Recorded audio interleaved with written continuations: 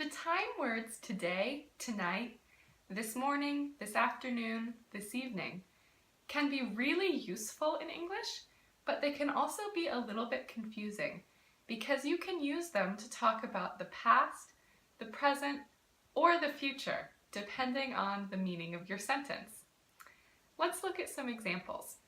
Our first example will be, right now it is 6 a.m. I know, very early.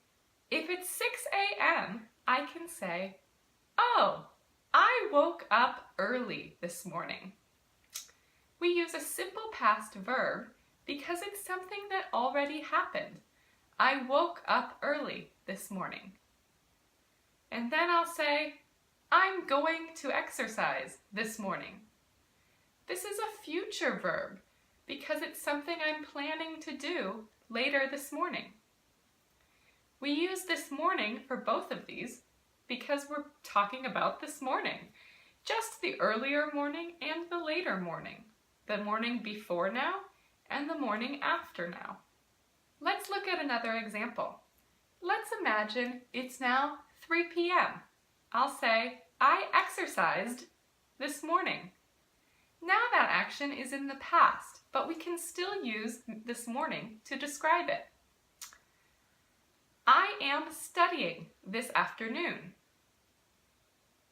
I am studying right now and it is afternoon, so I can use the phrase this afternoon. I'm going to eat at a restaurant tonight. We can use the word tonight to talk about the night today. We use a future verb because it is not night yet and I have not eaten in the restaurant yet. Our last example, now it's 11 p.m. It's late in the day and I'm almost ready for bed.